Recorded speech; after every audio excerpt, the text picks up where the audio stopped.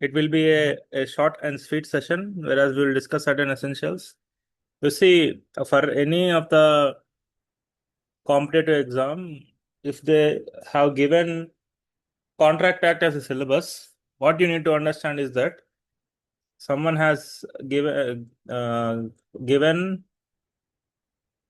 maximum marks in your pocket, but it is up to you to search the marks which are there in your pocket. What I meant to say from this is that contracts is an easy subject for which the you can score a good number of marks.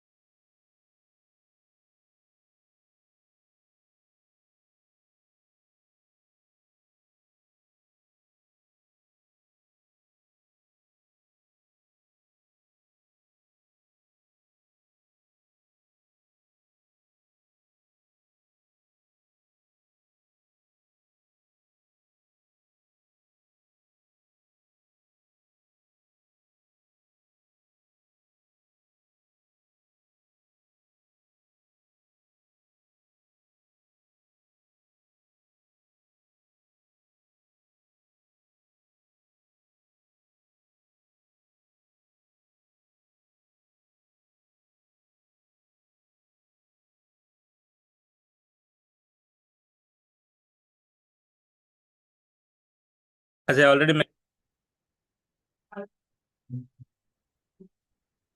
if you have a contracts as a subject, that means that somebody has given the marks to you. With this perspective, we will try to look about the essential aspects. Okay.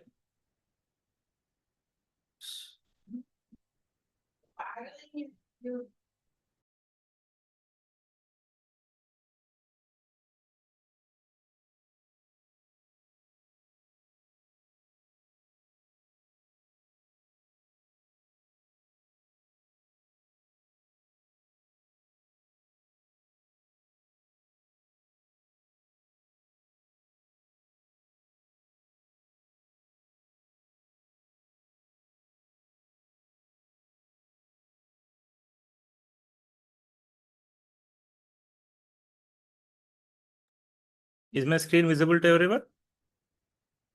Yes, sir. Yes, Okay. sir.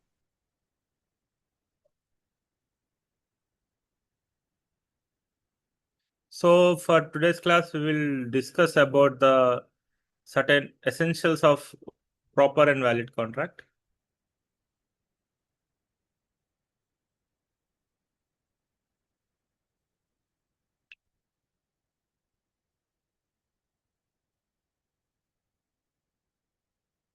See, Indian Contract Act is a landmark law which governs the contract. It was passed by the British India. It is a pre-colonial enactment, and now this Contract Act is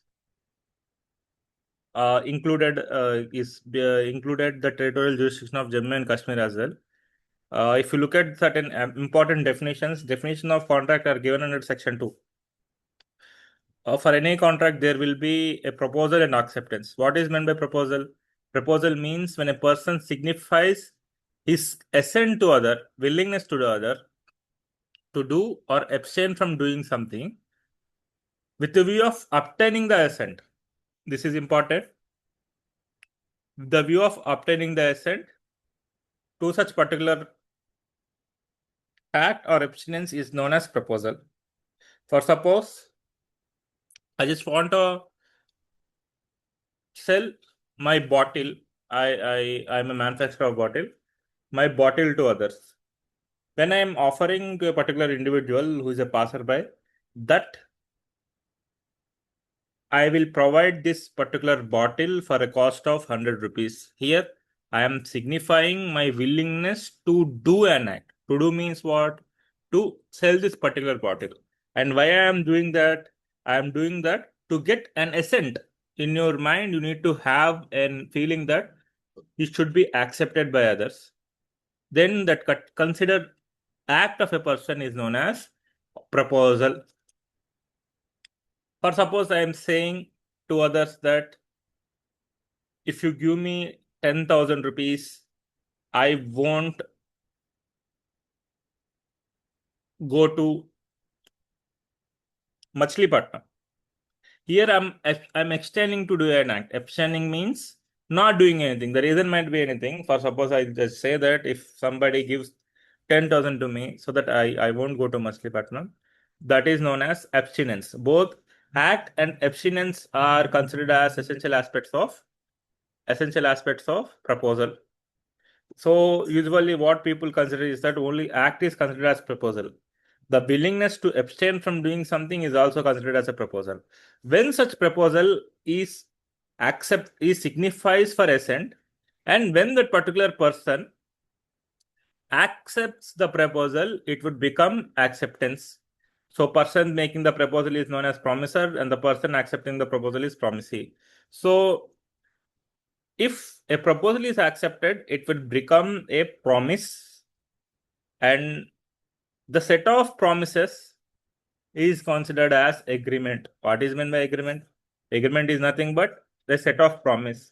So I hope the text in the screen is visible to everyone. If I have highlighted, in the simple term, agreement means offer plus acceptance. Agreement means an offer plus acceptance. If such particular agreement, which is enforceable by law, enforceability is an essential aspect, it will become contract. If an agreement is enforceable, it will become contract. Here, when I am saying enforceability, what is meant by enforceability? Can anyone answer? What is meant by enforceability in the above given aspect? Agreement, if it is enforceable, it would become a Valid, sir. Legally bound to do that act, sir. legally bound. Enforcement. Okay. In what way you will do legally of that particular act?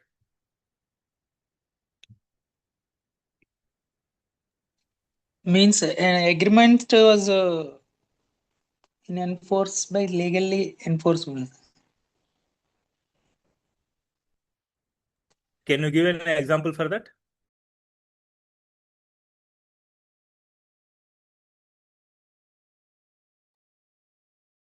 So I'll just give. We know it is easy by to saying that if it is enforceable, it will become an agreement, become a contract. But here, enforceability means is that the parties are obligated under the law to perform and fulfill such particular contract. How they are obligated? If they're agreeing upon some terms for consideration, it will become a contract. If it is not against the law, it will become enforceable.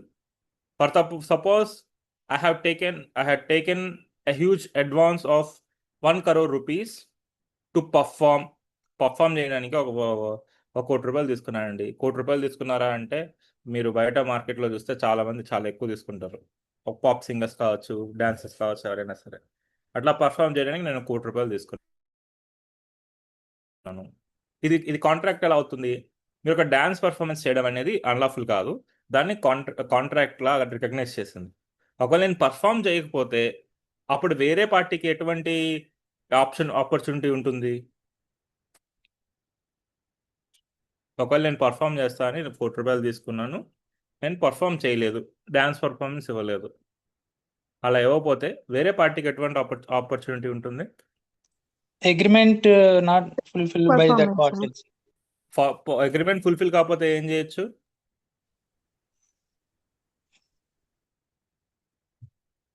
Agreement కనుక fulfil కాకపోతే వీళ్ళు ఏం చేయొచ్చు?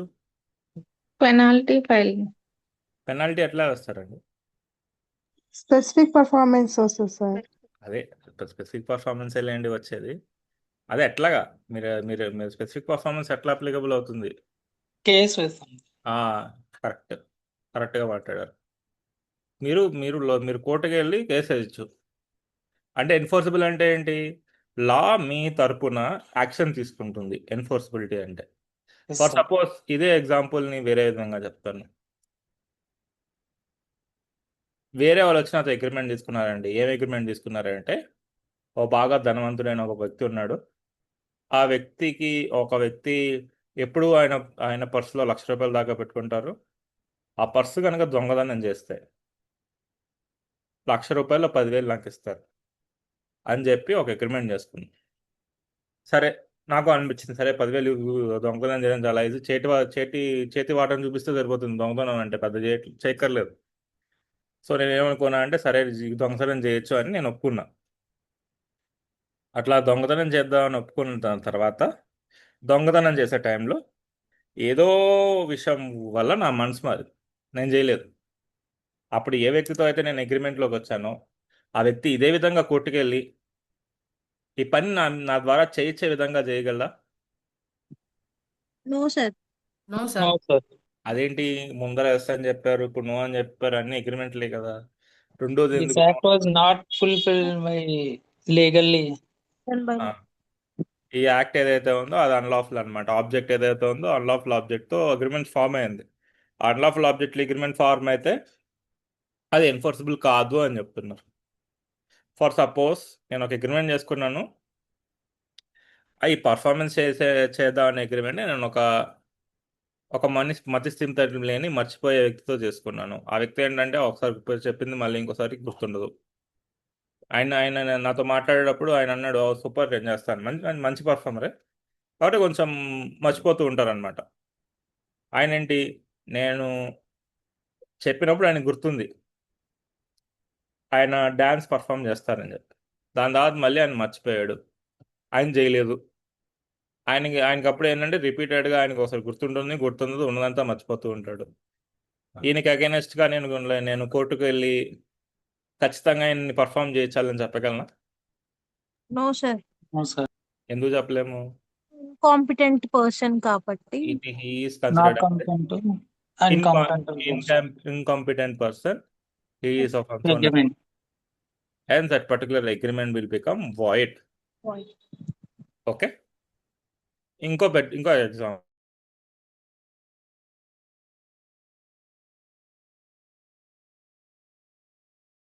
ఒక వ్యక్తి తన దగ్గర ఉన్న ఐఫోన్ ₹80,000 ఐఫోన్ 75,000కి అమ్ముతా అని చెప్పారు. నేను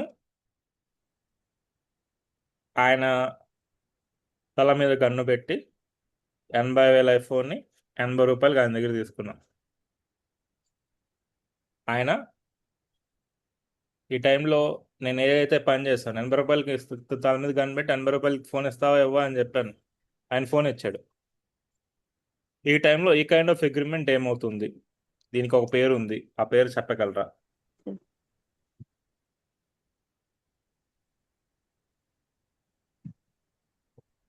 coercion, sir. What is the kind of agreement here? బలవంతంగా చేస్తుంది. బలవంతంగా చేస్తారు కాబట్టి కోర్షన్ అంటాము. This kind of agreements are Void. Not enforceable. Void. voidable. So what is the difference between void and voidable agreements? Void agreements starting cancel అయిపోతాయి sir, అంటే చెల్లవు. Voidable agreements in between, అంటే ట్రాన్సాక్షన్ బిట్వీన్ వాయిడబుల్ అగ్రిమెంట్స్ చెల్లకుండా అయిపోతాయి. It's completely depends upon Conditions violate చేస్తే voidable, sir. Conditions violate చేస్తే voidable అవుతుంది, conditions violate చేస్తే void కూడా అవుతుంది. మేడం గారు ఎవరు చెప్తున్నారు? మీరు కంటిన్యూ చేయండి. ట్రాన్సాక్షన్స్ అని చెప్పి. ఫర్ ఎగ్జాంపుల్ అంటే వాయిడబుల్ అనేది మధ్యలో అవుతుంది సార్. అది కంప్లీట్లీ అగ్రీడ్ పర్సన్స్ ఎవరైతే అగ్రీడ్ పార్టీ ఉన్నారో అంటే వారి మీద డిపెండ్ అవుతుంది. అంటే హీ మేబీ సూ చేయొచ్చు, లేకపోతే చేయకుండా కూడా ఉండొచ్చు. అది Yeah. అతని ఆప్షన్ కి ఉంటుంది. Yes, voidable agreements here. These voidable agreements are enforceable. యూజువల్గా అవి ఎన్ఫోర్సబుల్ అండి. కానీ ఎన్ఫోర్సబుల్ ఎక్కడ? It is enforceable on the option of the Parties. Agreed party. ఎవరైతే దీనివల్ల నష్టం పోతుందో ఆయన నష్టం జరుగుతుందో ఆయన వల్ల. ఫర్ సపోజ్ నేను ఇక్కడ నాకు చెప్పిన ఎగ్జాంపుల్లో అగ్రీడ్ పార్టీ ఎవరండి? ఎవరైతే 80,000 ఫోన్ ఉందో ఆయన అగ్రీడ్ పార్టీ. 80,000 ఫోన్ ఎవరైతే 8,000 ఫోన్కి ఇలా అమ్మవాల్సి వచ్చిందో ఆయన అగ్రీడ్ పార్టీ. పార్టీ.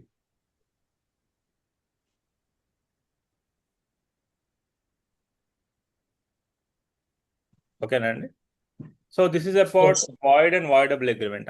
ఆయన ఒక ఆప్షన్లో అది అన్ఎన్ఫోర్సబుల్ అవుతుంది లేదా ఎన్ఫోర్సబుల్ అవుతుంది. సో అన్ని అగ్రిమెంట్స్ కాంట్రాక్ట్. దీన్ని బట్టి మనకి ఏమర్థమైంది? అన్ని అగ్రిమెంట్స్ కాంట్రాక్ట్ అవుతాయా? అన్ని అగ్రిమెంట్స్ కాంట్రాక్ట్ కావు. అన్ని అగ్రిమెంట్స్ ఎందుకు కాంట్రాక్ట్ కావు? ఒక అగ్రిమెంట్ కాంట్రాక్ట్ కావాలంటే కొన్ని ఎసెన్షియల్ ఎలిమెంట్స్ని సాటిస్ఫై చేయాలి.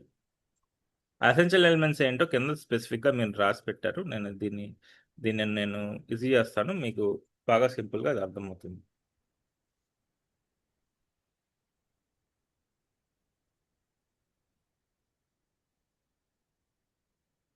సో ఒకవేళ అగ్రిమెంట్ అంటే ఏంటి?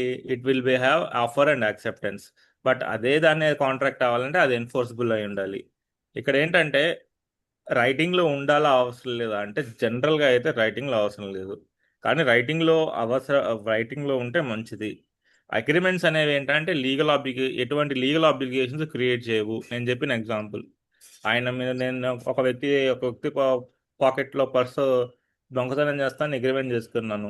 అది నిజంగా నేను చెయ్యాలా చేయక్కర్లేదా అంటే నాకు ఎటువంటి బాధ్యత ఉండదు. ఎందుకు ఉండదు? ఆ అగ్రిమెంట్ అనేది చెల్లదు కాబట్టి. ఇప్పుడు ఒక ఇంట్రెస్టింగ్ క్వశ్చన్ అండి. ఈ విధంగా అగ్రిమెంట్ చేసుకున్నాను, అగ్రిమెంట్ చేసుకున్న తర్వాత యాక్ట్ చేయలేదు అంటే ఏంటి? అగ్రిమెంట్ చేసుకున్నాను కానీ నేను అసలు దొంగతనం చేయలే. పోలీసులు నన్ను పనిష్ చేయొచ్చా ఏ ప్రొవిజన్ ప్రకారంగా అయినా? ఒక క్రైమ్ చేద్దామని అగ్రిమెంట్ చేసుకున్నాం కానీ క్రైమ్ చేయలేదు. No, sir. లేదా? చేయొచ్చు సార్. వాట్ చేయొచ్చు is sir. The particular concept? అంటే అది ఒక ఇల్లీగల్ యాక్ట్ కదా సార్. యాక్ట్ చేయలేదు కానీ అగ్రిమెంట్ చేసుకున్నారు. That is also part of. దానికి ఒక పేరు ఉందండి క్రిమినల్ లాలో. అదే సార్, ఐడియా రావట్లేదు. మీకు పర్లేదు. It is considered as 34 IPC, sir. Criminal. Criminal 34 IPC common intention. No, not common intention. Criminal conspiracy, sir. Criminal conspiracy. Yes sir. Criminal conspiracy is also punishable. Yes. So ఇప్పుడు ఏంటంటే ఒక agreement యొక్క ఇది wide అనమాట. అంటే అగ్రిమెంట్లో ఏమైనా agreements కావచ్చు, కానీ కాంట్రాక్ట్ అంటే నేరో ఎందుకు అవుతాయి? కొన్ని ఎసెన్షియల్ ఆస్పెక్ట్స్ సాటిస్ఫై చేస్తేనే అగ్రిమెంట్స్ కాంట్రాక్ట్ అవుతాయి.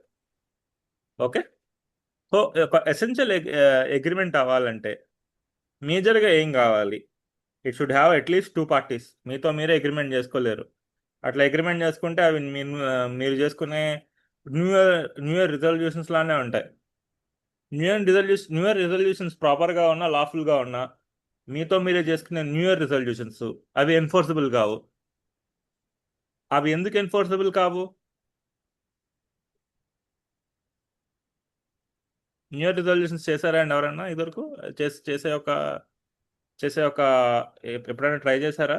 న్యూ ఇయర్ రిజల్యూషన్ అంటే ఏం లేదండి, December 31 మానేస్తామని చెప్తుంటాం December సార్. 30 నేను జిమ్కి వెళ్తాను, లేదా చెడు అలవాట్లు మానేస్తాను, పొద్దున్నే లేస్తాను, జేసీజీ ఎగ్జామ్ వస్తే చాలా బాగా ప్రిపేర్ అవుతాను అని ఇంత బాగా మనం ఒక లిస్ట్ పెట్టుకుంటాం. అంటే న్యూ ఇయర్ రిజల్యూషన్స్ అంటారు. ఆ న్యూ ఇయర్ రిజల్యూషన్స్ మీరు కనుక ఫుల్ఫిల్ చేయకపోతే కోర్టు ఫుల్ఫిల్ చేయమని చెప్పలేదు. ఎందుకు చెప్పలేదు? Not enforceable. అది అదే ఎందుకు కాదు, simple not enforceable by law అని చెప్పడం చాలా సింపుల్, కానీ ఎందుకు కాదు? అది ఎవరితో అగ్రిమెంట్ చేసుకోలేదు కదా సార్. ఫస్ట్ థింగ్ Second ఏంటంటే party is not there. There is no second party and there is no consideration. మీరు చేయడం వల్ల మీకే బెనిఫిట్ వస్తుంది, కానీ ఏంటి, అగ్రిమెంట్ అవ్వాలంటే అట్లీస్ట్ ఇద్దరు పార్టీలు కావాలి. Yes sir. And there should be proper offer and acceptance. ఒక ఆఫర్ ఉండాలి, యాక్సెప్టెన్స్ వల్ల అప్పుడేగా అగ్రిమెంట్ అయ్యేది. ఇంకా మిగతావన్నీ కూడా ఏంటంటే ఎన్ఫోర్సబిలిటీకి ఎసెన్షియల్ అట్రిబ్యూట్స్ అవుతాయి అనమాట కాంట్రాక్ట్కి. It should be of lawful consideration and object. Consideration కూడా లాఫుల్గా ఉండాలి, ఆబ్జెక్ట్ కూడా ప్రాపర్గా ఉండాలి, అప్పుడే కాంట్రాక్ట్ అవుతుంది. ఆ అగ్రిమెంట్ ఎవరి మధ్య కావాలి? ఒక కాంపిటెంట్ పర్సన్స్ మధ్య కావాలి. మీకు ఒక ఎగ్జాంపుల్ ఇచ్చాను, ఒక వ్యక్తి మర్చిపోతూ ఉంటాడు అని చెప్పి, ఆయన లా ఏం కన్సిడర్ చేస్తుంది, ఆయన కాంపిటెంట్ కాదు అని చెప్తుంది. అప్పుడు ఏమవుతుంది అగ్రిమెంట్? It becomes void. ఒక 2 కేసుల్లో కూడా అది వాయిడ్ అగ్రిమెంట్ అవుతుంది. అంటే ఏంటి, లాఫుల్ కన్సిడరేషన్ లేదా ఆబ్జెక్ట్, కాంపిటెంట్ పార్టీస్ లేకపోయినా సరే. ఒకవేళ అసలు కన్సెంటే లేకపోతే, ఇవన్నీ సాటిస్ఫై అయ్యి ఫ్రీ కన్సెంట్ లేకపోతే, ఫ్రీ కన్సెంట్ లేనప్పుడే అది వాయిడబుల్ అవుతుంది. దట్టు ఏంటంటే మిస్టేక్ అయితే అది వాయిడబుల్ కాదు. మిస్టేక్ అయితే దానికి వేరే ఎసెన్షియల్ ఆస్పెక్ట్స్ ఉన్నాయి, మిగతా వాటిలో వాయిడబుల్ అవుతుంది. వాయిడబుల్ ఎప్పుడెప్పుడు అవుతుంది మీరు గుర్తుపెట్టుకోవాలి. కోర్షన్ ఉన్నా, అన్డ్యూ ఇన్ఫ్లుయెన్స్ ఉన్నా, ఫ్రాడ్ ఉన్నా, మిస్ప్రజెంటేషన్ ఉన్నా అది వాయిడబుల్ అవుతుంది. మిస్టేక్ అయితే దాన్ని వేరే విధంగా కన్సిడర్ చేస్తారు, అదేందో మనం తర్వాత తెలుసుకుందాం. ఇక్కడ దాకా కొంచెం అర్థమైందా అండి? Yes, yes sir. సార్, అర్థమైంది. Okay.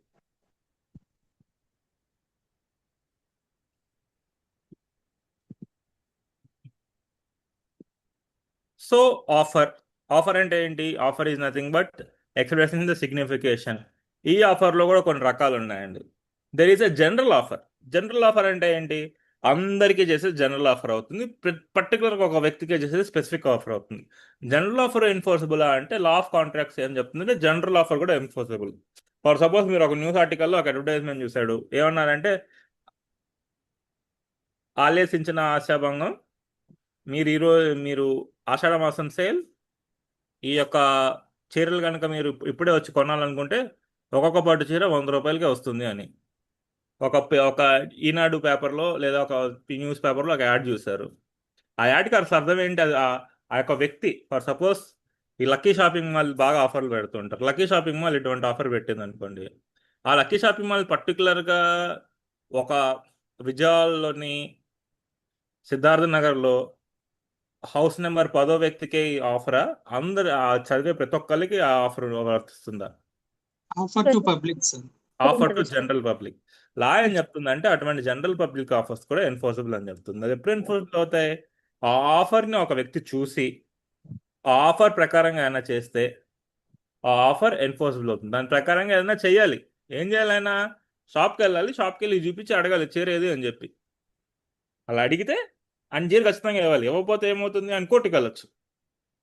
ఎట్లా మీకు అందరికీ తెలిసింది ఒక ల్యాండ్ మార్క్ కేసు ఉంది, Kargil versus carbolic smoke ball company.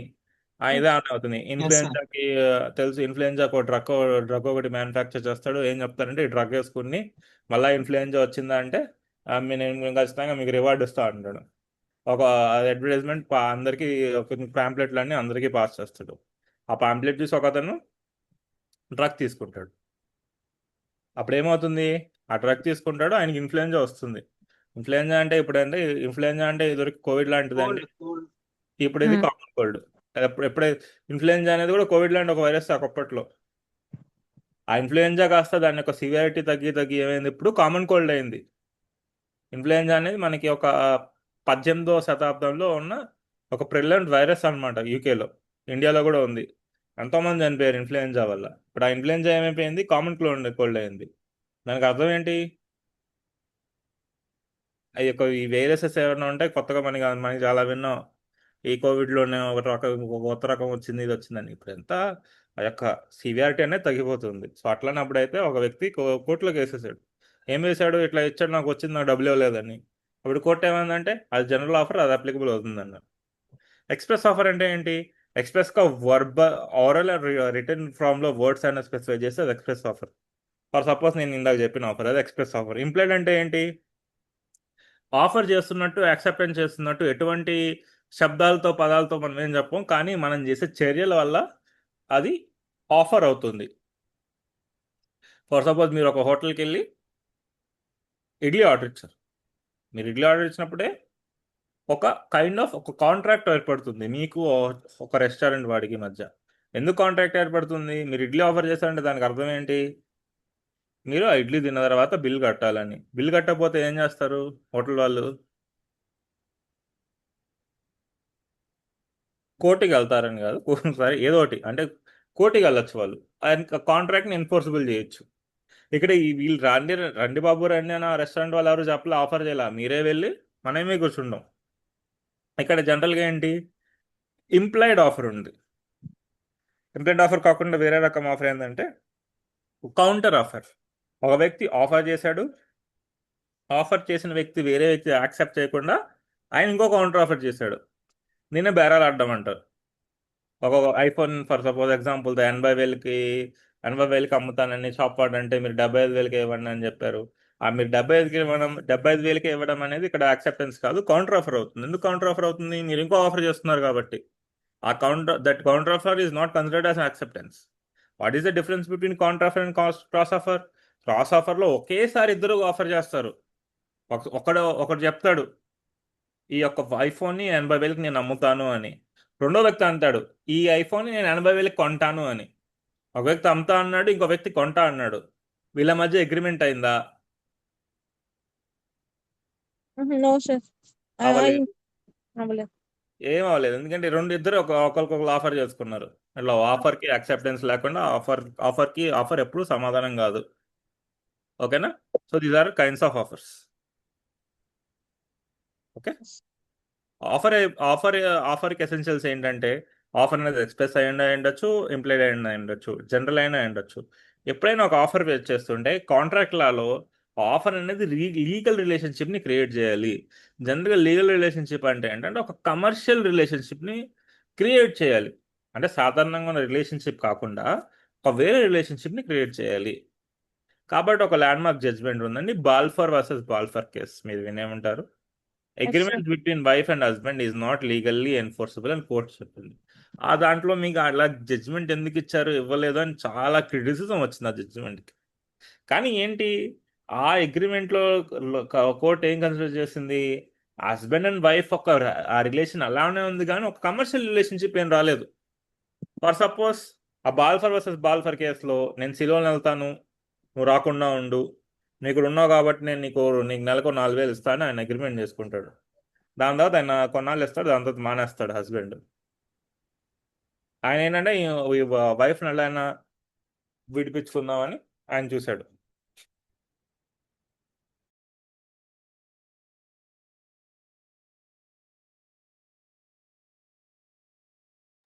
ఈ విధంగా ఉన్న వాటిల్లో అదేమవుతుంది, కొత్త లీగల్ రిలేషన్షిప్ ఏవి క్రియేట్ కాదు.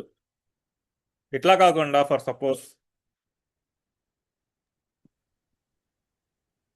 సపోజ్ ఇంకో ఎగ్జాంపుల్లో హస్బెండ్ వైఫ్ దగ్గర ఒక 10,000 అప్పు తీసుకున్నారు. ఈ హస్బెండ్ ఒకవేళ వైఫ్ దగ్గర ఒక 10,000 అప్పు తీసుకుంటే లీగల్ రిలేషన్షిప్ ఏమైనా క్రియేట్ అవుతుందా? అట్లా ఆన్సర్ చేయండి. హస్బెండ్ వైఫ్ దగ్గర ఒక 10,000 అప్పు తీసుకున్నారు, ఇక్కడ ఏమైనా లీగల్ రిలేషన్షిప్ క్రియేట్ అయిందా? నో. క్రియేట్ అయింది. ఇక్కడ అన్మ్యూట్ చేయండి అమ్మా, ఎవరు మ్యూట్ చేశారు? సారీ, మ్యూట్ చేయండి ఎవరు అన్మ్యూట్ చేశారు. ఇక్కడ ఎందుకు లీగల్ రిలేషన్షిప్ క్రియేట్ అయింది? హస్బెండ్ వైఫ్ దగ్గర అప్పు తీసుకున్నారు. దానికి అర్థం ఏంటి? అక్కడ లెండీ రిలేషన్షిప్ ఉంది, సపరేట్గా ఒక రిలేషన్షిప్ ఏర్పడింది, హస్బెండ్ అండ్ వైఫే కాకుండా అట్లా ఒక రిలేషన్షిప్ ఏర్పడింది కాబట్టి అది ఎన్ఫోర్సబుల్ అవుతుంది. ఓకే, అండ్ సచ్ ఆఫర్ ఏదైతే చేస్తారో it should be clear, not vague. స్పెసిఫిక్గా ఆఫర్ ఉండాలి, అర్థం అవ్వాలి. ఎప్పుడైనా మీకు ఆలోచించాల్సింది ఏంటంటే any kind of offer which is making, it should be communicated properly to the offeree. మీరు ఎవరికి చేస్తున్నారు ఆఫరీకి చేస్తున్నారు, కానీ మీరు వేరే వాళ్ళకి చేయట్లేదు. ఆఫరీ స్పెసిఫిక్ పర్సన్ అయినా జనరల్ పర్సన్ అయినా అందరికీ ఆఫర్ అనేది కమ్యూనికేట్ కావాలి. Okay, these are certain essentials of offers.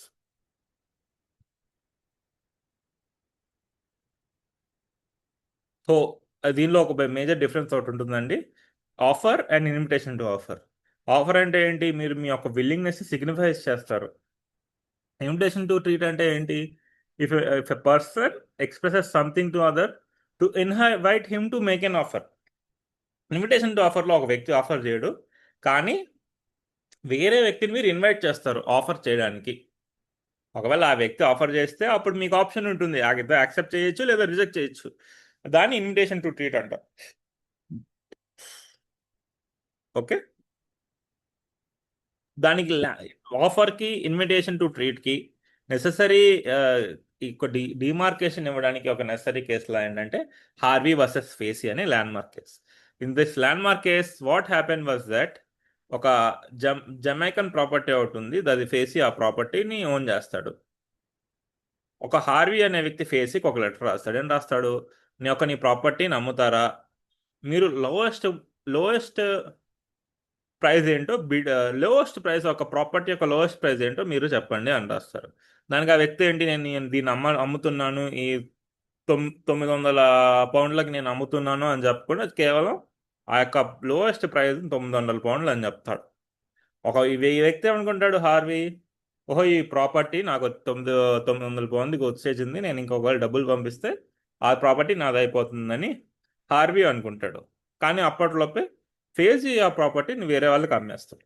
ఇక్కడ ఏంటి, యాక్చువల్గా ఆ యొక్క అగ్రిమెంట్ అనేది ఎన్ఫోర్సిబుల్ అవుతుందా అంటే, అగ్రిమెంట్ ఎన్ఫోర్సిబుల్ అవ్వాలంటే ఆఫర్ యాక్సెప్టెన్స్ ఉండాలి.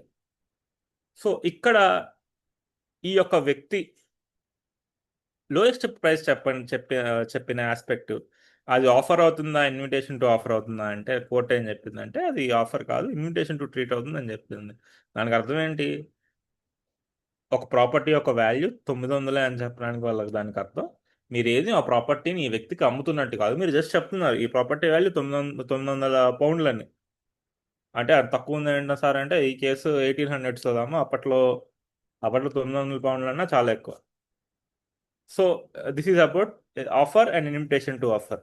ఇన్విటేషన్ టు ఆఫర్లో స్పెసిఫిక్గా ఆఫర్ ఉండదు, but here what they will do, they will invite him to make an offer. ఇక్కడ ఎవరు ఇన్వైట్ చేశారు ఆఫర్ చేయడానికి, ఫేసీ హార్వీని ఇన్వైట్ చేశారు ఆఫర్ చేయడానికి 900 పౌండ్లు అని చెప్తే ఆయన రిప్లై ఇవ్వాలి. ఏం రిప్లై ఇవ్వాలి, సరే నేను 900 పౌండ్లకు నేను కొంటాను అని ఒకవేళ అంటే అది ఆయన హార్వీ చెప్పేది ఎగ్జాంపుల్లో ఆఫర్ అవుతుంది. Okay, next that offer should be accepted, there should be a proper acceptance. Acceptance అనేది ఎప్పుడైనా సరే అన్కండిషనల్ అండ్ అన్కాన్ఫైడ్ అయి ఉండాలి. అంటే ఏంటి, యాక్సెప్టెన్స్లో మీరు సగం యాక్సెప్ట్ చేసేది ఉండదు. ఆఫర్ ఏదైతే చేస్తున్నారో ఆఫర్ని పూర్తిగా మీరు యాక్సెప్ట్ చేయాల్సిందే. ఒకవేళ పూర్తిగా ఆఫర్ చేయకపోతే రిజెక్ట్ చేయాలి. రెండు ఆప్షన్స్ ఉంటాయండి. ఆఫర్కి ఐదర్ దాని రెస్పాన్స్ యాక్సెప్టెన్స్ లేదా రిజెక్షన్. రెండో రకం ఉండదు, మూడో రకం ఉండదు.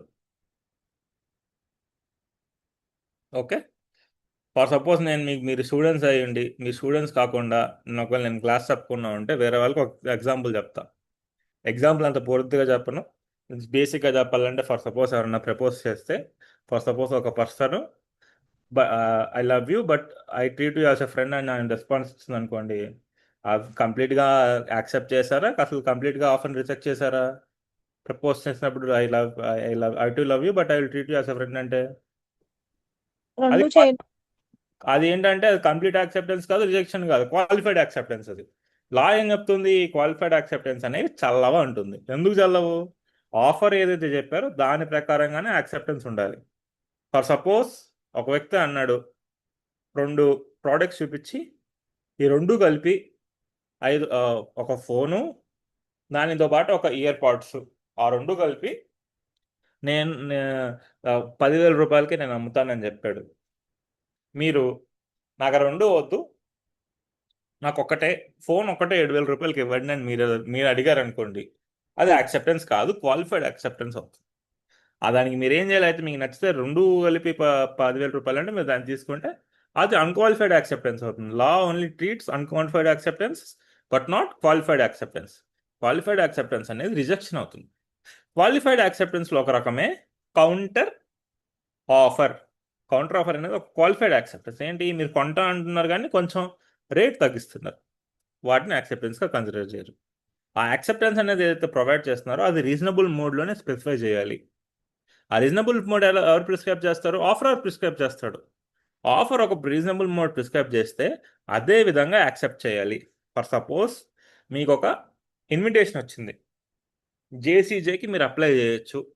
అప్లై చేయాలంటే వెబ్సైట్లోనే అప్లై చేయాలని మీకు ఒక ఇన్విటేషన్ వచ్చింది. దాన్ని మీరు యాక్సెప్ట్ చేయడానికి మీరు వెబ్సైట్లో అప్లై చేయకుండా ఆ యొక్క కన్వీనర్కి మెయిల్ చేశాడు, మీరు మెయిల్ చేశారు. ఇట్లా కన్వీనర్కి వెబ్సైట్లో అప్లై చేయకుండా మెయిల్ చేస్తే మీరు ఆ యొక్క జేసీజే ఎగ్జామ్ రాయడానికి యాక్సెప్ట్ చేస్తున్నట్టు అవుతుందా? No sir. ఎందుకు కాదండి? మీరు మీరు నాకు తెలిసిందిగా మీరు రాస్తున్నారని అక్కడ ఎగ్జామ్. పర్టికులర్గా ఇచ్చారు కదా sir, through As per online given instructions, not. Instructions లో ఇదంతా guide lines sir, we should follow the guide lines. yes. Whenever the guidelines are given, whenever the guidelines are given regarding the offer, it should be followed as per the prescribed form. Prescribed ఫామ్తో ప్రకారంగానే వెళ్తేనే అది దానికి ఒక value ఉంటుంది. అంటే ఏంటి? Acceptance అనేది ఒక రీజనబుల్ ప్రిస్క్రైబ్డ్ ఫామ్లోనే ఉండాలి, అట్లా కాకుండా వేరే విధంగా ఉండకూడదు. అండ్ ఆ యాక్సెప్టెన్స్ కూడా ఏంటంటే రీజనబుల్ టైంలో ఇవ్వాలి. ఆ రీజనబుల్ టైం అనేది స్పెసిఫై చేయలేదండి. ఫర్ సపోజ్ ఒక ఆఫర్ ఇచ్చారు, ఇదే యాడ్ నేను చెప్పా, ఆషాఢ మాసం సేల్ ఆలోచించిన ఆశాభంగం అని. ఈ ఆషాఢ మాసం కాస్త ఆషాఢ మాసం తర్వాత ఇంకే మాసం వస్తుందండి? శ్రావణ మాసం. శ్రావణ మాసం. మీరు శ్రావణ మాసం లక్కీ షాపింగ్ మాల్కి వెళ్ళి మీరు అన్నారు, ఆషాఢ మాసం సేల్ కదా, ఏది చీరలు చూపి అని. యాక్సెప్టెన్స్ మీరు అప్పుడు యాక్సెప్ట్ చేసిన అది ప్రాపర్ యాక్సెప్టెన్స్ అవుతుందా? No sir. అవ్వదు. ఎందుకు అవ్వదు? ఆషాఢ మాసం సేల్ అనేది ఎప్పుడు అప్లికబుల్ అవుతుంది? ఆ రీజనబుల్ టైం ఏంటి? ఆషాఢ మాసంలో అప్లికబుల్ అవుతుంది. కాబట్టి ఆషాఢ మాసంలోనే ఆఫర్ అనేది వ్యాలిడ్ అవుతుంది. వ్యాలిడ్ అవుతుంది, అప్లికబుల్ అవుతుంది. సో ఆ యాక్సెప్టెన్స్ అనేది ఒక రీజనబుల్ టైంలోనే అయి ఉండాలి. ఓకే. సో ఒకవేళ ఎప్పుడన్నా మీరు ఆఫర్ని కమ్యూనికేట్ చేస్తే ఆ యొక్క ఆఫర్ని కూడా రివోక్ చేయొచ్చు. ఇక్కడ రివోక్ చేయడం అంటే అర్థం ఏంటంటే మీరే ఆఫర్ చేసి మీరే దాని తర్వాత మీకు అనిపిస్తుంది ఈ యొక్క ఆఫర్ని నేను రద్దు చేస్తున్నాను అని. అట్లా రద్దు చేయడాన్ని రివోకేషన్ అంటారు. కమ్యూనికేషన్ అండ్ రివోకేషన్ లా ఏం చెప్తుందంటే the communication of offer will be completed if it comes to the knowledge of the offeree. Offer ఎప్పుడు కమ్యూనికేట్ అవుతుంది? ఆఫరీకి దాని గురించి తెలిసినప్పుడు దాని ఎఫెక్టివ్గా అది కంప్లీట్ అవుతుంది. యాక్సెప్టెన్స్ ఎప్పుడు కంప్లీట్ అవుతుంది? యాక్సెప్టెన్స్లో రెండు రకాలు. యాజ్ అగైనెస్ట్ ద ప్రపోజర్, ప్రపోజర్కి అగైనెస్ట్గా యాక్సెప్టెన్స్ ఎప్పుడు కంప్లీట్ అవుతుందంటే when it put in the course of transmission to him. ఆయన యాక్సెప్ట్ చేస్తూ ఆయనకి ఒక ఉత్తరం రాస్తే అప్పుడు ప్రపోజర్ దానికి బైండింగ్ అవుతాడు. అంటే అర్థం ఏంటి? ప్రపోజర్ ఒకవేళ ఇట్లా లెటర్ రాస్తే ప్రపోజర్ మళ్ళీ మాట మార్చడానికి లేదు. మరి యాక్సెప్టర్కి ఎప్పుడు బైండింగ్ అవుతుంది? ప్రపోజర్ దాన్ని చదివినప్పుడు అది బైండింగ్ Accept. అవుతుంది. ఇక్కడ చూసుకోండి, ఇక్కడ చాలా మంది కన్ఫ్యూజ్ అవుతారు. ఇది ఒక one of the tricky and interesting aspect. ఇక్కడ కమ్యూనికేషన్ ఆఫ్ యాక్సెప్టెన్స్లో ప్రపోజర్కి యాక్సెప్టర్స్కి రెండు రకాలుగా వాళ్ళు ఎక్స్ప్లెయిన్ చేశారు. ఇట్లా ఎందుకు ఎక్స్ప్లెయిన్ చేశారంటే యాక్సెప్టెన్స్ కూడా రివోక్ చేసుకోవచ్చు. ఆ యాక్సెప్టెన్స్ రివోక్ చేసుకునే ఆపర్చునిటీ యాక్సెప్టర్స్కి ఇవ్వాలి అని ఎలా స్పెసిఫై చేశారు. ఫర్ సపోజ్ ఈ యొక్క కమ్యూనికేషన్ అనేది ఈ టైంలో ఇప్పుడు పెద్దగా ఇంపార్టెంట్ కాదమ్మా, కాకపోతే ఇదివరకు అగ్రిమెంట్స్ అన్ని through letters in or return ఫామ్స్లో జరిగేవి. అవి చేరడానికి ఎన్ని రోజులు పట్టేదంటే నెలలు పట్టేది, ఒక్కొక్కసారి సంవత్సరాలు కూడా పట్టేది. అప్పుడు అసలు ఎప్పుడు ఆఫర్ చేశారు, ఎప్పుడు కమ్యూనికేట్ చేసుకున్నారనే ఇష్యూలో 1872లో ఈ యాక్ట్ వచ్చినప్పుడు టెలిఫోన్లు కూడా లేవు మన యొక్క ఇండియాలోనే కాదు, ఎక్కడ లేవు టెలిఫోన్లు ఆ టైంలో. సో అప్పుడు టెలిగ్రాఫ్స్, లెటర్స్ ద్వారా కమ్యూనికేషన్ జరిగేటప్పుడు ఇవన్నీ వర్తిస్తాయి. కాబట్టి వీటన్నిటికీ మీరు లేటెస్ట్ ఎగ్జాంపుల్స్ అంటే ప్రీవియస్ ఎగ్జాంపుల్స్తో మీరు యూజ్ చేయొచ్చు. ఒక లేటెస్ట్ ఎగ్జాంపుల్ చెప్పాలనుకున్నా ఏంటంటే ఫర్ సపోజ్ వాట్సాప్ మెసేజింగ్ ద్వారా కమ్యూనికేషన్ జరుగుతోంది. ఫర్ సపోజ్ నేను ఒక వ్యక్తికి వాట్సాప్ మెసేజ్ చేస్తూ ఏం చెప్పానంటే నా దగ్గర జేసీజేకి మెటీరియల్ ఉంది, ఆ మెటీరియల్ని నేను 10,000 రూపాయలకి నేను అమ్ముదాం అనుకుంటున్నాను, నేను ఒక ఆఫర్ చేశాను. అప్పుడు ఆఫర్ ఎప్పుడు ప్రాపర్గా కమ్యూనికేట్ అయింది? యాక్సెప్టెన్స్ దానికి ఏమైనా మీకు కాంటాక్ట్ అయ్యి యాక్సెప్టెన్స్ ని కాంటాక్ట్ అయ్యి ఎవరైతే ఆఫర్ చేసానో ఆఫర్కి ఈ యొక్క ఆఫర్ గురించి నాలెడ్జ్ ఉన్నప్పుడు, అంటే ఎప్పుడు నేను ఒక వాట్సాప్ మెసేజ్ చేస్తే ఆ వాట్సాప్ మెసేజ్కి బ్లూటిక్లు రావాలి. బ్లూటిక్లు వచ్చినప్పుడే నాలెడ్జ్ ఉన్నట్టు. అంటే బ్లూటిక్లో రావడం వల్ల అర్థం ఏంటి? ఆ మెసేజ్ని వాళ్ళు చదివి ఉండాలి. చదివి చదవకుండా మెసేజ్ ఉంటే నాలెడ్జ్ లేదు. సో ఇప్పుడు నేను దీన్ని రివోక్ చేద్దాం అనుకుంటున్నాను. నాకు 10,000 మరీ తక్కువ అనిపించింది. నేను 10,000కి అమ్మట్లేదని వెంటనే మెసేజ్ పెట్టాను. అప్పుడు దాన్ని ఏమంటారు? రివొకేషన్ అంటారు. రివొకేషన్ ఎప్పుడు ఎప్పుడు అప్లికబుల్ అవుతుందంటే, యాక్సెప్టెన్స్ బిఫోర్ కంటే ముందర ఒక వ్యక్తి ఆఫర్ యాక్సెప్ట్ చేసే ముందరే మీరు దాన్ని రివోక్ చేయడానికి తెలియాలి. అంటే ఏంటి? మీరు ఒక 7/1కి మెసేజ్ పెట్టారు, 10,000కి జేసీజీ మెటీరియల్ ఇస్తున్నట్టు. 7/2కి అప్పటికే ఆయన చూడలేదు, ఆయన ఏదో బిజీగా ఉన్నారు. 7/2కే మీరు ఒక మెసేజ్ పెట్టారు. ఏం పెట్టారు? లేదు నీకు అమ్మట్లేదని. ఇక్కడ ప్రాపర్గా ఇది రివోక్ అయిపోయింది ఆఫర్ అనేది. ఎందుకు రివోక్ అయింది? 7/1 పెట్టిన మెసేజ్ ఆయన చూడలేదు కాబట్టి. సో ఒకవేళ తిను యాక్సెప్ట్ చేస్తున్నాడు, యాక్సెప్ట్ చేస్తున్నప్పుడు ఆ యాక్సెప్టెన్స్ ఏ విధంగా ఉంటుందంటే, ఫర్ సపోజ్ ఆఫర్ ఆర్ ప్రపోజర్కి అగేనెస్ట్గా, అంటే ఏంటి? ఆఫర్ ఆ మెసేజ్ చదివి 7/1కి మెసేజ్ చదివి 7/2కి ఆయన రిప్లై ఇచ్చాడు. రిప్లై ఏమిచ్చాడు? ఓకే నాకు 10,000కి ఈ మెటీరియల్ అమ్ము అని రిప్లై ఇచ్చాడు. దానికి అర్థం ఏంటి? ప్రపోజర్ ఈ యాక్సెప్టెన్స్ చెప్పిన తర్వాత, ప్రపోజర్ యాక్సెప్టెన్స్ చెప్పిన తర్వాత ప్రపోజర్ తన మాట మార్చడానికి వీలు లేదు. ఒకవేళ ఈ మెసేజ్ని ఆయన చదవకపోయినా సరే, యాక్సెప్టర్ ఈ మెసేజ్ పెట్టినా సరే ప్రపోజర్ మాట మార్చలేరు. దానికి అర్థం ఏంటి? ఆల్రెడీ యాక్సెప్ట్ చేసేసాడు. యాక్సెప్ట్ చేసిన తర్వాత it will become an agreement. ఇప్పుడు ప్రపోజర్ మార్చలేరు, కానీ యాక్సెప్టర్ తన యొక్క స్టాన్స్ని మార్చొచ్చు. ఆయన 7/2కే నేను చెప్పాడు, నేను యొక్క మెటీరియల్ని 10,000కి నేను కొంటున్నాను అని. 7/2కి ఎప్పుడైతే మెసేజ్ పెట్టాడో అప్పుడు ఆ మెసేజ్ ప్రపోజర్కి ఆ మెసేజ్ పెట్టినట్టు తెలిసినా తెలియకపోయినా ఆయనకి యొక్క యాక్సెప్టెన్స్ వర్తిస్తుంది. ఎందుకు వర్తిస్తుంది? ఆయన ఎందుకని మెసేజ్ పెట్టాడు 10,000కి మెటీరియల్ కొంటానని? ఆఫర్ ఎందుకు పంపిస్తారు? మీరు ఆఫర్ మేజర్ డెఫినేషన్లో నేను మీకు చెప్పాను. ఆఫర్ ఎందుకు పంపిస్తారు? Consideration for No, consideration. not consideration. That will be another thing. ఆఫర్ పంపించేటప్పుడు ఒక ఇంటెన్షన్ ఏముంటుంది మీకు? ఎదుటి వాళ్ళు దాన్ని Acceptance. ఎస్, ఎదుటి వాళ్ళు యాక్సెప్ట్ చేస్తారని మీకు ఒక ఆలోచన ఉంటుంది. Yes sir. వాళ్ళు యాక్సెప్ట్ చేసినట్టు మీకు తెలిసినా తెలియకపోయినా వాళ్ళు చేశారు కాబట్టి అక్కడతో కంప్లీట్ అవుతుంది స్టోరీ. ఓకే అంటే అర్థం ఏంటి? 7/2కి యాక్సెప్టారు ఎవరైతే ఉన్నారో జేసీజీ మెటీరియల్ నేను కొంటాను అని మెసేజ్ చేస్తే, ప్రపోజర్ ఎవరైతే చేశారో వాళ్ళ మాట మార్చడానికి లేదు. కానీ 7/2కి యాక్సెప్టర్ ఎప్పుడైతే మెసేజ్ చేస్తే నేను కొంటాను, దాని తర్వాత ఆయనకు అనిపించింది నేను ఏదో మెటీరియల్ అమ్ముతున్నానని చెప్తున్నాడు, ఒకసారి నేను వెబ్సైట్లో సెర్చ్ చేద్దామని ఆయనకు అనిపించింది. గూగుల్ క్రోమ్లో చూస్తే 10,000 రూపాయల మెటీరియల్ ఏదైతే ఉందన్నాడో అది ఫ్రీగానే వెబ్లో దొరుకుతుంది. అలా తెలిసిన తర్వాత 7/3కే ఆయన మళ్ళీ తిరిగి మెసేజ్ పెట్టాడు. ఏం మెసేజ్ పెట్టాడు? నేను ఈ మెటీరియల్ కొనట్లేదు అని. ఇట్లాగా ఈయన మెసేజ్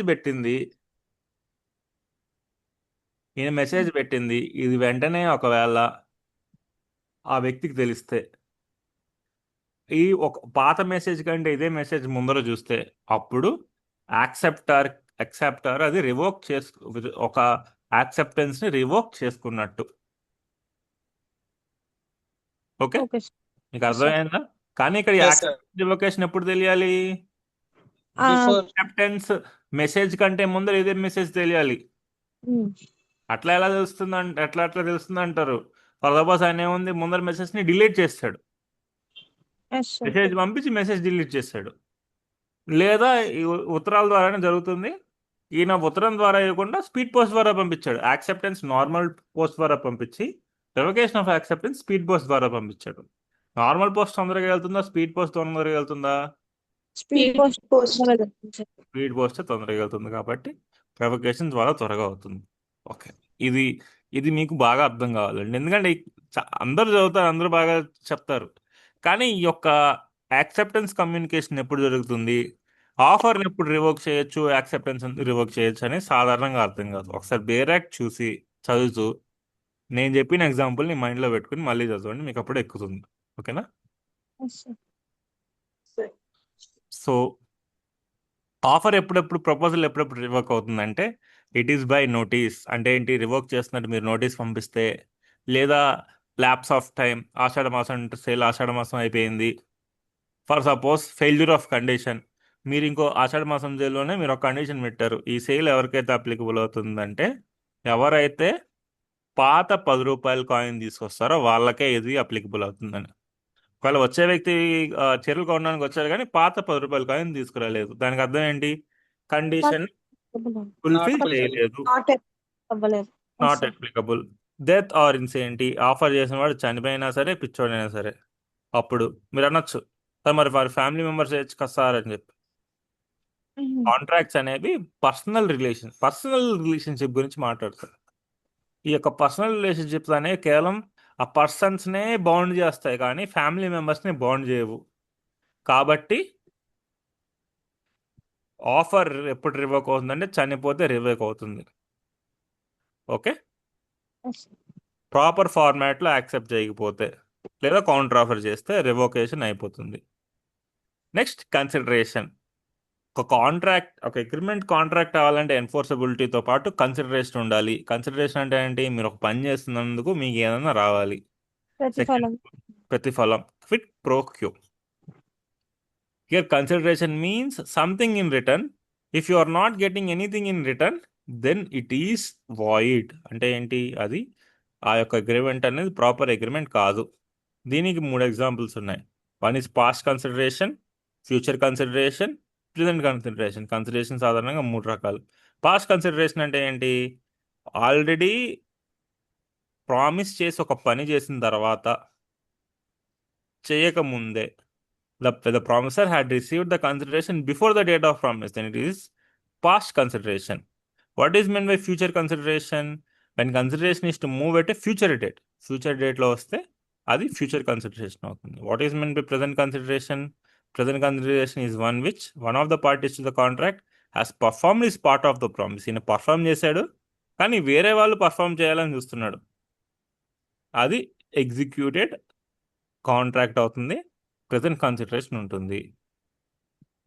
వ్యాలిడ్ కన్సిడరేషన్కి ఎసెన్షియల్స్ ఏంటంటే the consideration must move at the desire of the promisor యొక్క డిజైర్ ప్రకారంగానే కన్సిడరేషన్ మూవ్ అవ్వాలి. What does it mean? It specifies that consideration must move at the desire of the promisor and whatever is done must have been done at the desire of the promisor and not voluntary or not the desire of a third party. ఇక్కడ ఏంటి? ఒక offerer, acceptor ఉంటే ఎవరైతే promise చేస్తారో ఆ promissory యొక్క desire ప్రకారంగానే consideration ఉండాలి. ఎందుకంటే అతనే ఫస్ట్ ఆఫర్ చేస్తారు కదా, కాబట్టి ఆయన డిజైర్ ప్రకారంగా ఉండాలి. థర్డ్ పార్టీ దీంట్లో ఇన్వాల్వ్ అవ్వకూడదు. థర్డ్ పార్టీ ఒక కాంట్రాక్ట్లో ఇన్వాల్వ్ అయితే దానికి ఒక పేరు ఉంది. What is mean by that? What is the term which is used in contract act? Privity of contract, sir. Yes, privity of contract. For suppose, if there is an example, for suppose if Munna rushes to a circuit's help whose house is on fire. Munna circuit అనేది మీకు బేసిక్గా చూడాలంటే it is an example of Munna by MBBS. Munna Circuit యొక్క house ఫైర్లో ఉంటే మున్నా వెళ్తాడు. There is no consideration for the voluntary act. ఈ voluntary యాక్ట్కి ఎటువంటి కన్సిడరేషన్ లేదు. But if Munna goes to Circuit's help at Circuit's request, Circuit కనుక రిక్వెస్ట్ ప్రకారంగానే మున్నా వెళ్తే, ఒకవేళ అప్పుడు మున్నా అన్నాడు నాకు ఏది యాక్ట్ గ్రేషియస్గా చేయట్లేదు కానీ నేను మీకు ఒక ప్రతిఫలంతో నేను చేస్తున్నానంటే అప్పుడు అది కన్సిడరేషన్ ఉన్నట్టే. ఓకే, ఇండియన్ లా ఏం చెప్తుందంటే దీనికి ఒక పర్టికులర్ ఎక్సెప్షన్, ఈ కన్సిడరేషన్ అనేది ప్రామిసర్తో పాటుగా కాదు ఏ డైరెక్షన్లో అయినా మూవ్ అవ్వచ్చు అని చెప్తుంది. ఇక్కడ కన్సిడరేషన్ అనేది మీరు ఎలా అర్థం చేసుకోవాలంటే it is something in value. Value అంటే ఏంటి? దీనికి ఏదో ఒక వాల్యూ ఉండాలి, కానీ ఆ వాల్యూ ఎవరు డిటర్మైన్ చేయాలి? ఆ పార్టీస్ ఆఫ్ ద అగ్రిమెంట్ ఎవరైతే ఉన్నారో వాళ్ళు డిటర్మైన్ చేయాలి. ఫర్ సపోజ్ నేను ఒక ఐఫోన్ ఒక వ్యక్తికి ₹1 అమ్ముతున్నానండి.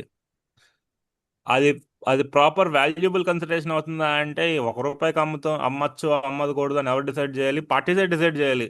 ఫర్ సపోజ్ మీరు ఫెయిన్ మైండ్, మీరు కాంపిటెంట్ పర్సన్, మీరు ఒక ఆఫర్ చేశారు, ఐఫోన్ ₹1కే నేను అమ్ముతున్నాను అని. దాన్ని యాక్సెప్ట్ చేస్తే ఏమవుతుంది? ₹1 కూడా కన్సిడరేషన్ కింద కన్సిడర్ చేస్తారు. దీనికి ఎగ్జాంపుల్ ఏంటంటే Flipkart and Amazon big billion days. ఒకసారి ఒక ప్రోడక్ట్స్ అన్నిటిని 80%లోనే మేము మీకు అమ్ముతా అంటారు. మరి వాల్యుబుల్ కన్సిడరేషన్ అంటే కాకపోవచ్చు, కానీ ఆఫర్ ఆల్రెడీ యాక్సెప్ట్ అవుతుంది కదా, దట్ ఈస్ ఏ కన్సిడరేషన్. ఎప్పుడైనా ఒక కన్సిడరేషన్ చేస్తే ఆ కన్సిడరేషన్ అనేది ఎప్పుడు అన్లాఫుల్గా ఉండకూడదు. అంటే ఏంటి? ఆబ్జెక్ట్ అనేది అన్లాఫుల్గా ఉండకూడదు, మీరు ఏదైతే కన్సిడరేషన్ ఇస్తామంటున్నారో అది అన్లాఫుల్గా ఉండకూడదు. ఫర్ సపోజ్ నేను చెప్పాను, ఒక వ్యక్తి కనుక ఏ అనే పాయింట్ నుంచి బి అనే పాయింట్కి ఒకవేళ పరిగెత్తుకుంటూ వెళ్ళారంటే నేను సి యొక్క పర్సను దొంగతనం చేస్తాను అని. ఇక్కడ కన్సిడరేషన్ ఏంటి? Unlawful consideration. పర్సన్ దొంగతనం చేయడం ఏంటండి? అది యాక్చువల్ కన్సిడరేషన్ కాదు కాబట్టి అది అన్ఎన్ఫోర్సబుల్ అవుతుంది. Okay. Section 29 says that when there is no consideration, there is no contract. అసలు కన్సిడరేషన్ లేకపోతే కాంట్రాక్టే లేదు. ఎందుకు కాంట్రాక్టే లేదు అంటుందంటే law only deals about tries to create certain legal relationships which are commercial in nature. కమర్షియల్గా ఉండేవి రిలేషన్షిప్ని రికగ్నైజ్ చేద్దాం అంటుంది. అందుకనే మీరు లా ఆఫ్ కాంట్రాక్ట్స్ కమర్షియల్ లాలో చదువుతారు మేజర్గా, మర్కెంటైన్ లా అంటారు. అది మీకు సింపుల్ ఎగ్జాంపుల్. దీనికి మన ఇండియన్ లాని కొన్ని ఎక్సెప్షన్స్ ఉన్నాయి. One of the exception is agreement made out of lawful love and affection. వల్ల లాఫుల్ లవ్ అండ్ ఎఫెక్షన్తో మీరు ఒక న్యాచురల్ లవ్ అండ్ ఎఫెక్షన్స్తో మీరు ఒక అగ్రిమెంట్కి వచ్చారు, అది వితౌట్ కన్సిడరేషన్. కానీ ఇక్కడ కండిషన్ ఏంటంటే అండి, that agreement should be registered. ఆ అగ్రిమెంట్ రిజిస్టర్ చేస్తేనే దానికి వాల్యూ ఉంటుంది కన్సిడరేషన్. అప్పుడు ఏమంటారు? దాన్ని గిఫ్ట్ డీడ్ అంటారు. ఓకేనా? Voluntary services. ఫర్ సపోజ్ మీరు పాస్ట్ వాలంటరీ సర్వీసెస్ని మీరు చేసి ఆ వాలంటరీ సర్వీస్ని రిసీవ్ చేసుకున్న వ్యక్తి మీకు కొంత డబ్బులు ఇస్తాను అన్నాడు. అప్పుడు ఏమవుతుంది? పాస్ట్ వాలంటరీ సర్వీసెస్ కూడా కన్సిడరేషన్కి అప్లికబుల్ అవుతుంది. అప్పుడు వాలంటరీ సర్వీస్ అంటే ఏ సర్వీసు? అవి పని చేసేటప్పుడు ఎటువంటి ప్రతిఫలం ఆశించకుండా పని చేశారు, కానీ ప్రతిఫలం పొందిన వ్యక్తి ప్రతిఫలం పొందిన తర్వాత ఏదో రివార్డ్ ఇస్తా అన్నాడు, అప్పుడు అది కన్సిడరేషన్ లేకపోయినా సరే కాంట్రాక్ట్ ఎన్ఫోర్సబుల్ అవుతుంది. సేమ్ అదే ఎగ్జాంపుల్ అండి. ఒక వ్యక్తి ఇల్లు కాలిపోతుంది, మీరు out of the interest of saving others మీరు ఆ మంటలను ఆర్పారు. మంటలను ఆర్పిన తర్వాత ఆయన మీతో ఏమన్నారంటే చాలా మంచి పని చేశారండి, నేను అనుకోలేదు మీరు ఇలా సాయం చేస్తారని అని చెప్పి అంత మంచి మాటలు చెప్పి ఆయన అన్నారు, నేను మీకు ₹1,00,000 మీకు ఇద్దాం అనుకుంటున్నాను, మీకు కరేజెస్ యాక్ట్ అని. మీరు పాపం ఎక్స్పెక్ట్ చేస్తున్నారు ₹1,00,000 ఎప్పుడు ఇస్తారా అని. ఇప్పుడు మీరేంటి, ఏదైతే వీళ్ళు ప్రామిస్ చేశాడో ₹1,00,000 ఇస్తా అన్నట్టు అంటే ఏంటి? He is compensating for past voluntary services. Service చేసేటప్పుడు మీరు ఎక్స్పెక్ట్ చేయలేదు మీకు ₹1,00,000 వస్తాయని, కానీ ఆయన ప్రామిస్ చేశాడు కాబట్టి ఆ ప్రామిస్ అనేది ఎన్ఫోర్సబుల్ అవుతుంది తర్వాత. వాలంటరీ సర్వీసెస్ అర్థమైందా అండి? ఎస్ సార్, అర్థమైంది సార్. ఎస్. అంటే వాలంటరీ సర్వీసెస్ అనేది ఇనీషియల్గా సేవ్ చేసేటప్పుడు ఆయన మనసులో ఎటువంటి ప్రతిఫలం పొందాలి అని లేదు, కానీ తర్వాత ప్రామిస్ చేశాడు కాబట్టి వాళ్ళ మనసులో అనిపిస్తుంది ప్రామిస్ చేశాడని ఏమవుతుంది? The law of contract says that promises should be kept. Okay. Yes sir. And another thing is time barred debts అనేవి టైం బార్ అయితే దాన్ని ఒక ప్రామిసరీ నోట్కి ఒక లిమిటేషన్ ఉంది, బిల్ ఆఫ్ ఎక్స్చేంజ్ ఒక లిమిటేషన్ ఉంది. ఆ లిమిటేషన్ కంప్లీట్ అయిన తర్వాత జనరల్గా అవి ఎన్ఫోర్సబుల్ కాదు. అది ఎన్ఫోర్సబుల్ కాకపోయినా సరే మీరు ప్రామిస్ చేశారు ఆ అప్పు తీరుస్తా అని, టైం బార్ డెట్స్ని మీరు ప్రామిస్ చేస్తే వాటికి కన్సిడరేషన్ లేకపోయినా సరే అవి ఎన్ఫోర్సబుల్ అవుతాయి. Okay, okay. And next privity of contract. Here, privity of contract means the stranger to the contract cannot sue. There is a fascinating case in this. Dunlop Pneumatic Tire Company versus Selfridge. What happened in this case? T supplies certain tires to wholesaler X on condition that any retailer to whom X resupplied the tires should promise X not to sell them to the public below the D's list price. D అనే వ్యక్తి ఎక్స్కి టైర్లు అమ్మి ఏం చెప్పాడు, ఈ నేను చెప్పిన list price of కంటే తక్కువకు అమ్మకూడదు అన్నాడు. డి దాని తర్వాత ఎక్స్ ఆ టైర్లు తీసుకుని ఎస్కి తక్కువ ధరకి అమ్మాడు. అలా అలా ఎలా అమ్ముతారు అని చెప్పి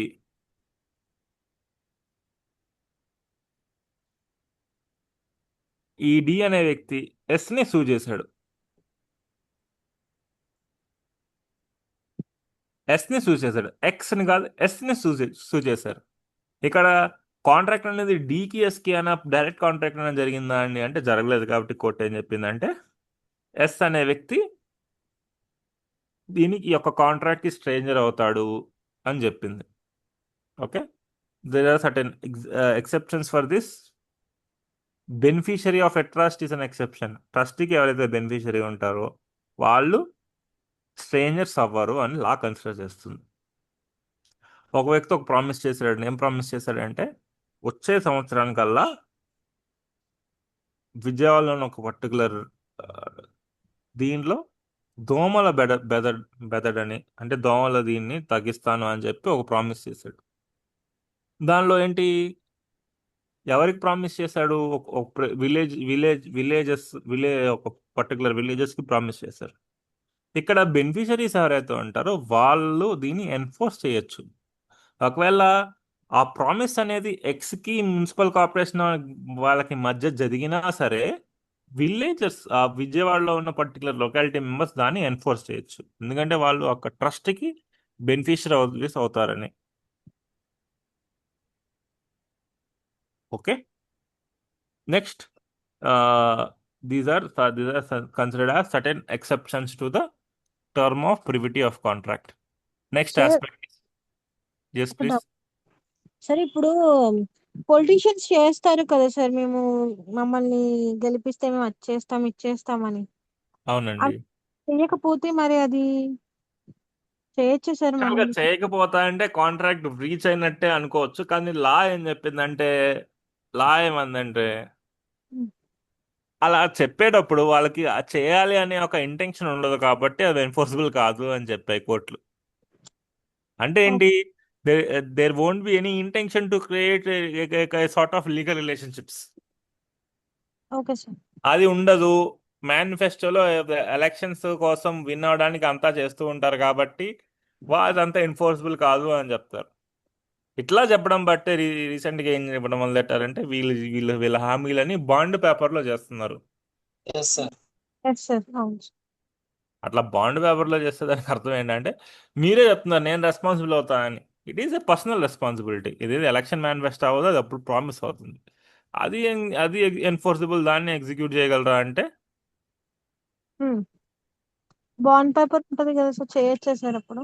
అప్పుడు మీకు అప్పుడు బాండ్ పేపర్లో ఏంటంటే వీళ్ళు పర్సనల్ పూచికత్తు ఇంతవరకు ఈయన ఒక లైబిలిటీ ఉంటుందని నేను స్పెసిఫై చేస్తారండి. అంతవరకు ఆయన లైబుల్ అవుతారు. కానీ ఏంటంటే దానిలో కూడా పెద్దగా ఎవరు కొట్టుకెళ్ళరు.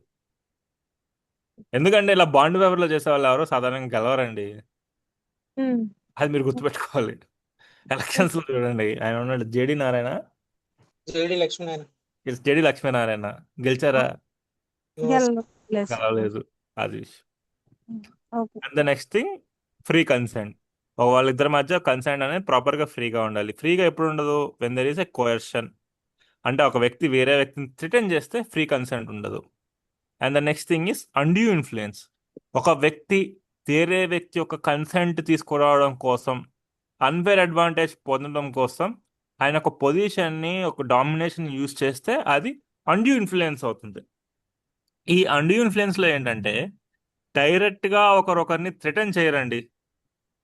కానీ ఇండైరెక్ట్ గా పొజిషన్ యూస్ చేసుకుని కన్సెంట్ లేదా అగ్రిమెంట్కి వచ్చేలా చేస్తారు.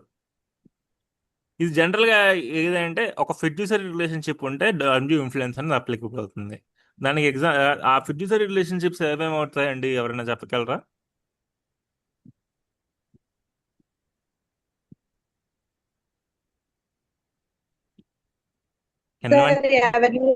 సార్ ఎవరినైనా బెదిరిస్తే కోర్షన్ అవుతుంది కదా, థ్రెటన్ చేస్తున్నారు, ఇక్కడ థ్రెటన్ చేయరు ఏమి. అదే సార్, ఫర్ ఎగ్జాంపుల్ ఇందాక చెప్పినట్టు ఒక పవర్ ఉన్న పర్సన్ ఆ పవర్ చేసి కూడా చేయొచ్చు కదా సార్, లైక్ హయ్యర్ పొజిషన్ లో ఉన్న పర్సన్. ఆ జనరల్ గా ఏంటంటే డాక్టర్ పేషెంట్ కి మధ్య ఉంటుంది కదండి, డాక్టర్ కొంచెం పవర్ ఉంటుంది కదండి. Yes sir. Old authority use చేయడం sir. Old men and servant of the house. Servant కి ఇది ఉంటుంది.